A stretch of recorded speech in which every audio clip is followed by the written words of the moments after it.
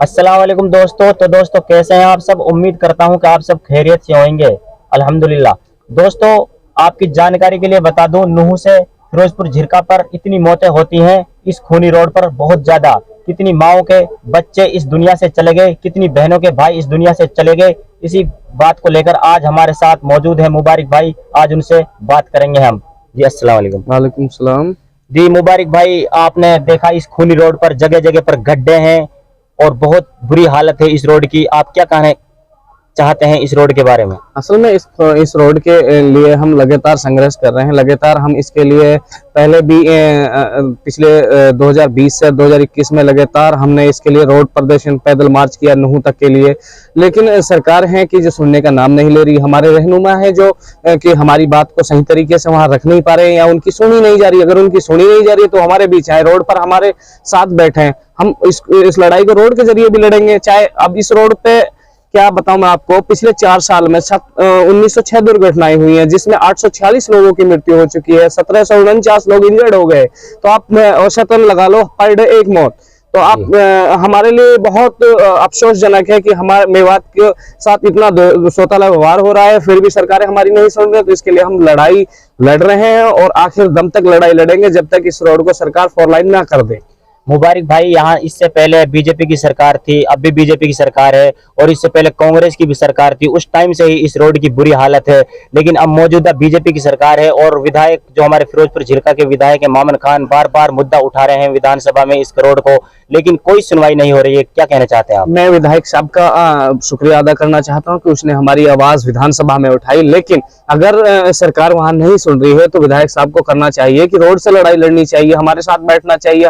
तो हम वो बैठे रोड पर, हम पूरी मेवात उनके साथ है, क्योंकि इस रोड को हमारी एक जरूरत समझे और इस रोड पे मतलब एक मृत्यु ही नहीं, इस रोड की हमारी बहुत बड़ी जरूरत है। हमारे लिए रोजगार के अवसर भी खुलेंगे इस रोड को अगर 4 लाइन होता है, तो हमारे मेवात के जो युवा हैं उनके लिए रोजगार के अवसर भी खुलेंगे। और इस रोड को लिए चाहे हमें कहीं तक जाना पड़े, हम यहाँ के जो भी रहनुमा है उनसे कहना चाहते हैं कि वो हमारे साथ आए और इस रोड को बढ़ाने के लिए हर लड़ाई में हमारे साथ खड़े हों, जब भी हम अपना रहनुमा मानेंगे उनको।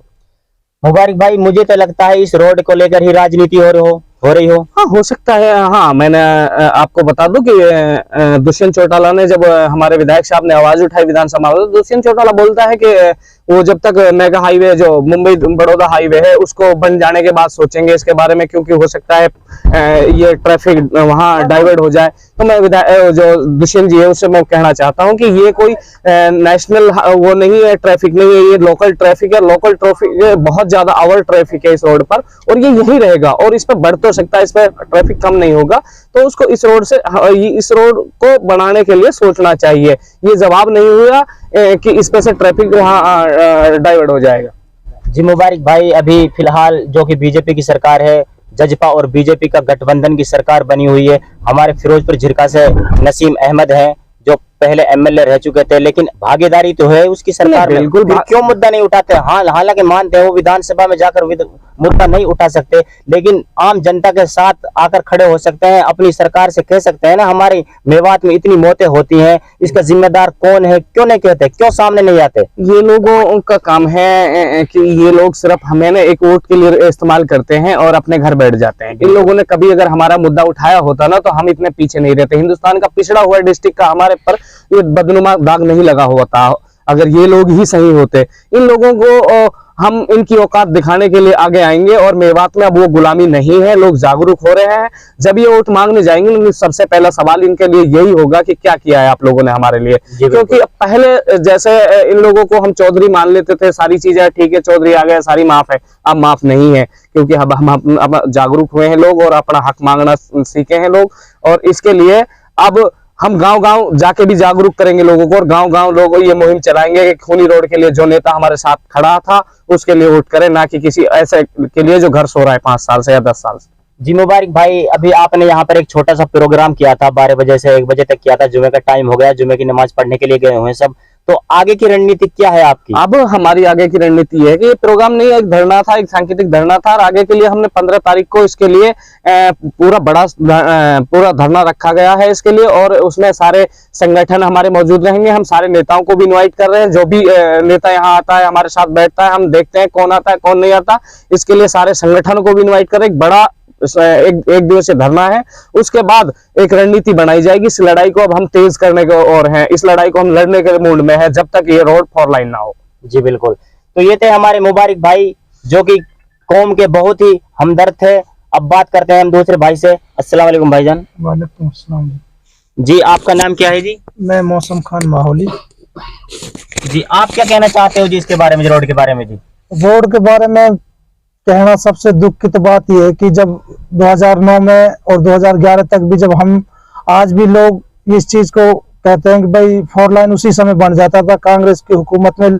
उस समय नौगांव बॉर्डर तक भी 4 लाइन का शिलान्यास हुआ था। आज भी वो पत्थर अडबर चौक में भी लगा भी पड़ा 4 लाइन का शिलान्यास, उसका बजट था, सब चीज था। लेकिन कुछ हमारे यहाँ के रहमान की वजह से या कुछ भी हुआ हो, उस समय न होता कि 4 लाइन रह गए। उसके बावजूद आज तक हम आंकड़ों को देखें तो आंकड़े ये हैं कि प्रति वर्ष 200 प्लस से ज्यादा मौतें हो रही हैं, और जिसका हाथ पैर टूटना वे तो आज तक सर्वे में ही रिपोर्ट में नहीं आया, गवर्नमेंट की जो सरकारी रिपोर्ट है। और हमने काफी बार पैदल यात्रा भी बड़कली से नौहो तक भी की है, और जबकि बहुत लंबी पैदल यात्रा थी, 22-22 किलोमीटर की। हमने गर्मियों के दिनों में पैदल यात्रा की थी। हम खुद उसमें इस तरह से बीमार पड़ गए कि हमारे पैरों में छाले हुए थे। बाकी और अब भी महात्मा गांधी यहाँ पे जो समाधि थी वहां पे भी हमने संकेत धरना दिया, आज भी हमने संकेत धरना दिया। इसमें जो इतनी लगातार ये सरकारी हत्याएं मौतें हो रही है, इसको हम सरकारी हत्याएं और खूनी रोड के नाम से इसको हमें क्या, हम पूरा इलाका पूरा सोशल मीडिया पे इसको खूनी रोड के नाम से जाना जाता है। तो ये सबसे दुख की बात यह है कि हमारे इस रोड को जो ये 40-45 किलोमीटर टुकड़े को इस तरह से अनदेखी हो रही है, हमें सबसे दुख की बात है। और इससे हमारे हजारों लोगों की मौत अब तक जा चुकी है रोड पर। जी आपको क्या लगता है, क्या ये रोड बन पाएगा इस तरीके से, अगर इसी तरीके से रहा तो? मुझे तो ऐसा लगता है कि यही हालात हमारे नेताओं के, समाज से जो जुड़े सीनियर नेता हैं और जो हमारे यहाँ के विधायक MP वगैरह हैं जो भी हैं, और अब तो हर ब्लॉक में हर प्रमुख तक भी हमारे BJP के ही चेयरमैन बने। मुझे तो ऐसा लगता है कि ये लोग बिल्कुल मौन धारण इन लोगों ने कर रखा है। ये कोई कौम की रहनुमाई नहीं करते, ना कौम का विकास करना चाहते हैं। ये रोड मुझे तो बनना संभव नहीं, लेकिन हमारे जो क्रांतिकारी साथी हैं, हम लड़ेंगे आखिर दम तक। हम इस 4 लाइन करने के लिए लड़ाई जारी रखेंगे। जी शुक्रिया।